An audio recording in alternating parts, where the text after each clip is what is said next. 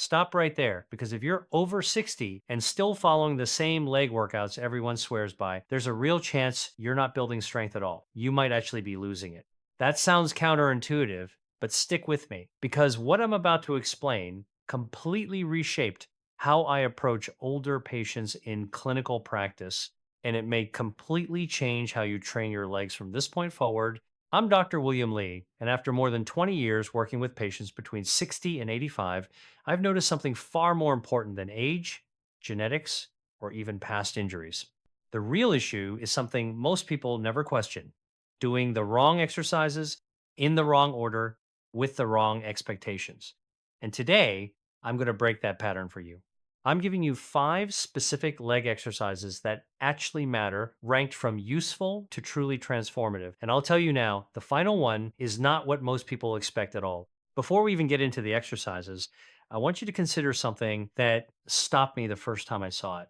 A long term study from Tufts University followed adults over 65 for 8 years and found something surprising. Those with the weakest legs had a 76% higher risk of early death compared to those with moderate leg strength. Not heart health, not diabetes, leg strength. And what's even more striking is what the researchers concluded: targeted leg strengthening could significantly reverse that risk in just 12 weeks. That's barely 3 months, which means the idea that it's too late is simply not supported by science. Now, I want to give you a heads up before we go deeper because I know how people tend to scroll ahead.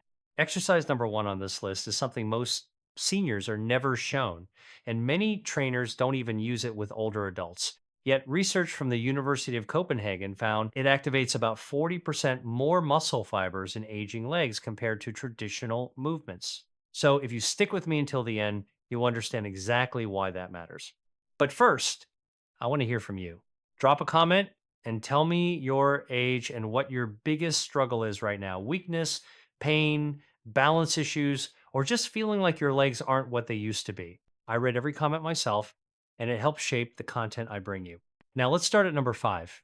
At number 5, we begin with something that sounds simple, but only works if done correctly: the seated leg press with controlled tempo. Most people think they already know this exercise. They sit down, push the weight away, bring it back, and move on.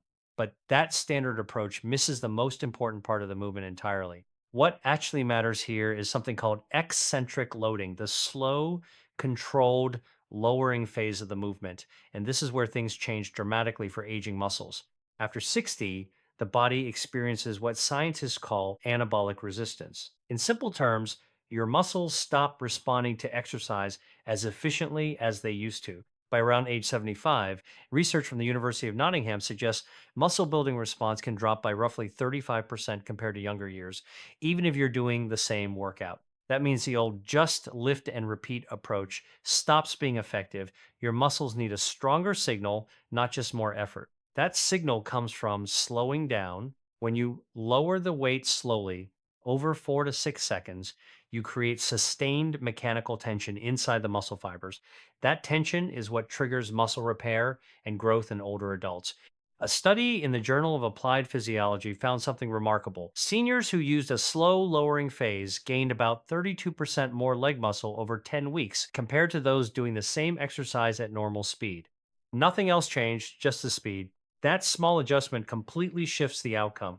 I had a patient named Margaret, 71, from Baton Rouge. She came to me because she could no longer stand up from low chairs without using her arms. Even getting in and out of a car required help from her daughter. She'd been independent her entire life, and losing that ability affected her deeply. We started her on a very simple protocol: seated leg presses with a slow 4 to 6 second lowering phase. 2 sessions per week, nothing extreme. Within 6 weeks, she could stand from a chair on her own again. By 12 weeks, she was walking her neighborhood loop, something she hadn't done in nearly 2 years. Here's how it's done practically. If you're at a gym, use a leg press machine at a moderate resistance, roughly 60 to 70% of your max effort. If you're at home, a resistance band looped around your feet while sitting in a stable chair works well. Push the weight away in about 1 second, then lower it slowly over 4 to 6 seconds. 3 sets of 10 repetitions, 2 to 3 times per week, with rest days in between. And here's an important addition: pair this with protein after training. Around 20 grams within 30 minutes can significantly enhance muscle recovery. Research shows it can increase muscle protein synthesis by up to 50% in older adults when combined with resistance training. The exercise creates the stimulus, the protein helps complete the response. Now let's move to number four. Number four is deceptively simple, which is exactly why it's often ignored: the standing heel raise. But the way most people perform, it misses its real purpose entirely. Your calves are not just lower leg muscles, they play a critical role in circulation, balance, and stability. They act like a pump, helping push blood back toward the heart every time you take a step. When they weaken, everything from endurance to balance begins to decline. Research from Kyoto University followed older adults and found those with weak calf strength had more than double the fall rate compared to those with strong calves. And falls, as we know, are one of the most serious risks in older age. The problem is that standard heel raises don't fully activate the deeper calf muscle layers responsible for stability. That's why we modify it into a slow, controlled single leg heel raise with a pause at the top. 3 seconds up, a hold, then a slow descent. That controlled contraction forces deeper muscle engagement and supports long term balance improvement. One patient I worked with described it best: it feels like my legs finally wake up properly again.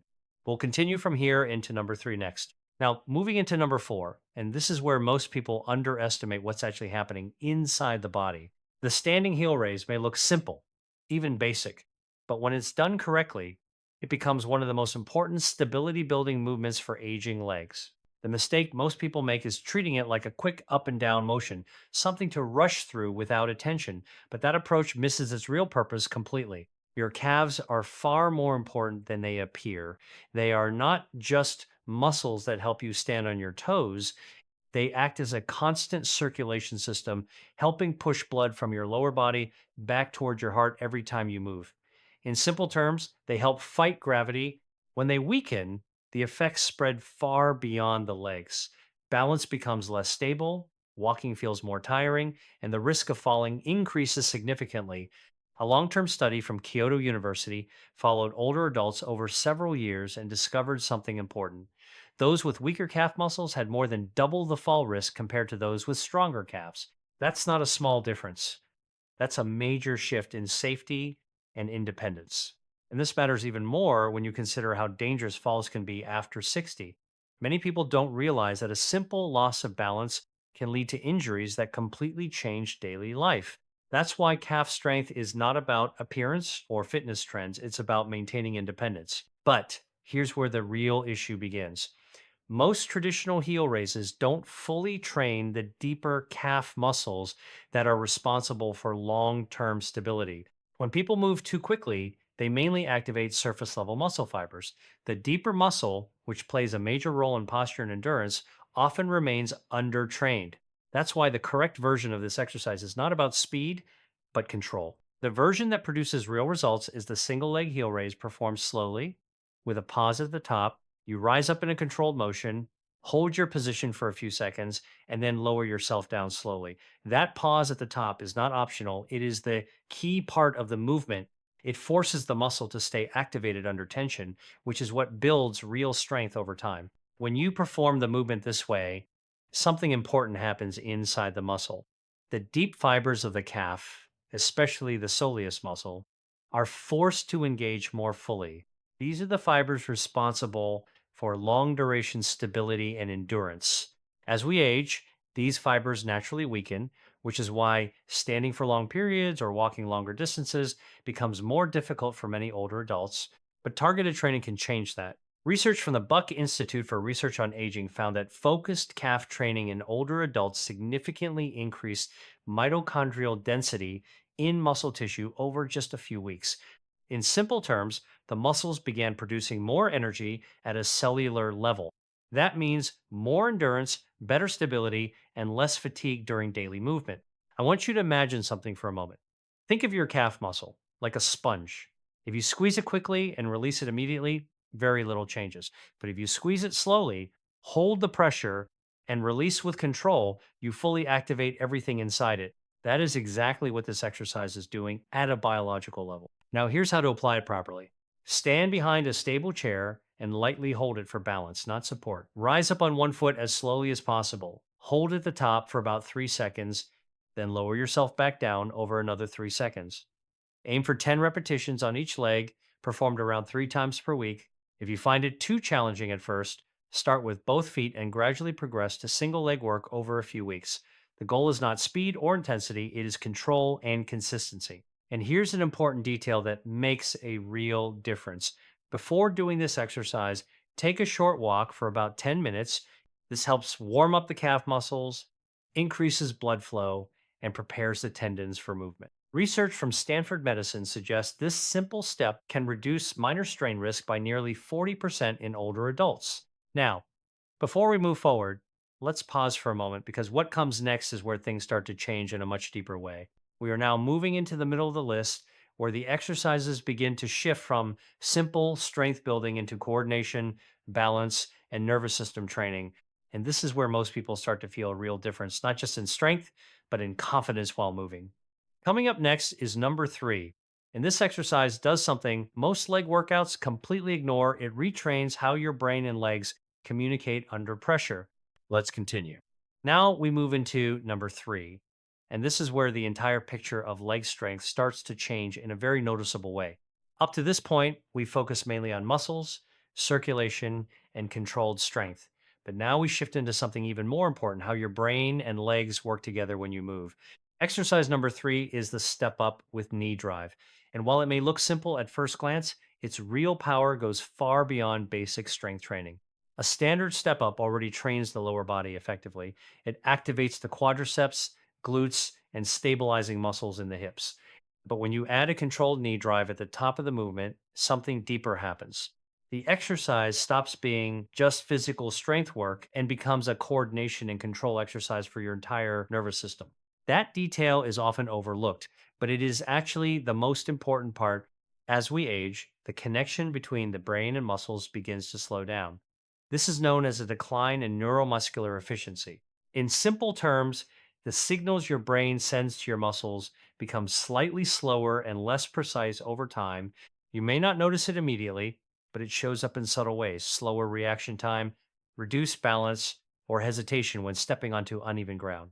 Research from the University of Illinois found that adults over 70 experience more than a 30% reduction in neuromuscular signaling speed compared to people in their 40s. That difference is enough to explain why a small misstep can turn into a fall later in life. This is where the step up with knee drive becomes so valuable. When you step onto a stable surface and drive your opposite knee upward, your body is forced to do several things at once. It must generate strength to lift the body, maintain balance on one leg, and coordinate an upper body motion through the knee drive. That combination forces the brain to process movement in real time, improving how quickly and accurately it responds. In other words, you are not just training your legs, you are retraining your movement system. Studies from Northwestern University have shown that functional compound movements like this can improve neuromuscular response speed by over 20% in just a few weeks when performed consistently. That improvement is not just about performance, it directly affects safety in daily life. Think about something as simple as stepping off a curb, climbing stairs, or adjusting your footing on uneven ground. These are moments where fast, accurate communication between brain and body matters more than raw strength alone. I had a patient named Harold, 68 years old, who came to me after noticing a pattern. He hadn't fallen, but he had started catching himself multiple times when stepping off sidewalks or walking on uneven paths. That small hesitation was something he couldn't ignore anymore. When I introduced him to the step up with knee drive, he was skeptical. It looked too basic to make a difference in his mind. But we focused on consistency rather than intensity, controlled movement, proper balance, and a steady rhythm. Within 8 weeks, something changed. He told me he had gone hiking with his grandchildren for the first time in years, and for the first time in a long time, he wasn't thinking about every step he took. That mental shift, trusting his own movement again, was just as important as a physical improvement. Here's how to perform it correctly: stand in front of a stable step, roughly 6 to 8 inches high, step up with one foot, and as you rise, drive the opposite knee upward to about hip height Hold briefly at the top for 1 second to establish balance, then step down slowly with control. Alternate legs and aim for 3 sets of 8 to 10 repetitions per side, about 3 times per week. If balance is an issue, it's completely fine to use a wall or sturdy surface for light support in the beginning. The goal is not perfection, it is gradual improvement in stability and control. There is also an important timing factor here. Performing this exercise earlier in the day, ideally within a couple of hours after waking, can improve results. That's because your body's natural hormone levels, particularly cortisol, are higher in the morning, which can support better neuromuscular adaptation. Research from the University of Birmingham suggests morning training sessions in older adults can improve coordination gains by up to 20% compared to evening workouts. Now we are approaching the final two exercises, and this is where things become even more impactful. Because from here onward, we are no longer just building strength or coordination, we are addressing deep structural balance and long term joint protection. Next comes number two, and this is one of the most misunderstood yet powerful movements for protecting knees, hips, and overall stability. Let's continue. Now we reach number two, and this is where things become significantly more powerful in terms of long term joint health, stability, and real functional strength. This exercise is often misunderstood, and many people avoid it simply because the name sounds intimidating. But once you understand what it actually does for the body, it becomes clear why it is so important. Exercise number two is the Romanian deadlift with light resistance. Now, before you assume this is something too advanced or risky, I want to clarify something important. This is not a heavy powerlifting movement. There is no need for maximum weight, no strain, and no aggressive lifting. In fact, when performed correctly, it is one of the safest and most protective movements for the aging body. The Romanian deadlift is a hip hinge pattern. That simply means you are teaching your body how to bend properly from the hips while keeping the spine stable. You hold light weights, sometimes as simple as small dumbbells or even water bottles, and gently push your hips backward while keeping your back straight. The weights move down along the front of your legs, and you feel a controlled stretch in the back of your thighs. Then you squeeze your glutes and return to standing. That is the entire movement. But behind this simple motion is a very important structural correction happening in your body. One of the biggest issues after 60 is muscle imbalance between the front and back of the legs. Most daily movement and common exercises naturally strengthen the front of the thighs, the quadriceps. Walking, climbing stairs, and even basic leg exercises tend to reinforce this pattern. But the hamstrings and glutes, which form the backside of your body, often become weaker over time. Research from the Hospital for Special Surgery in New York found that older adults can develop a hamstring strength deficit of around 40% or more compared to their quadriceps.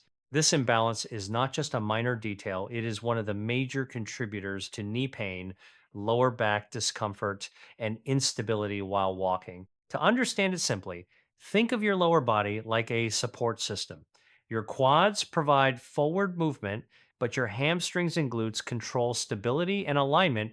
When the backside weakens, the entire structure becomes less stable. It is similar to a suspension system in a vehicle. You can have strong forward power, but without proper rear support, the entire system becomes unstable over time. When performed consistently, the Romanian deadlift helps restore this balance. A study from Oslo University Hospital showed that older adults who followed a posterior chain strengthening program, including this movement, experienced a 40% reduction in knee discomfort and nearly a 30% improvement in balance scores over a few months. These are not minor improvements. They directly affect how safely and confidently a person moves in daily life. I worked with a patient named Gloria, 74 years old, who had been living with chronic knee pain for years. She had already been told that surgery might eventually be necessary. Instead of immediately moving toward that option, we started with very light Romanian deadlifts performed slowly and carefully, just a few times per week. Over time, something changed. Her pain levels gradually dropped, her walking became smoother, and her dependence on pain relief decreased. After several months, her orthopedic specialist confirmed that surgery was no longer an immediate concern. Her improvement didn't come from intensity, it came from restoring balance. Here is how to perform it safely. Stand with your feet about hip width apart, hold light weights in front of your thighs, slowly push your hips backward while keeping your spine neutral. Lower the weights along your legs until you feel a gentle stretch in the back of your thighs.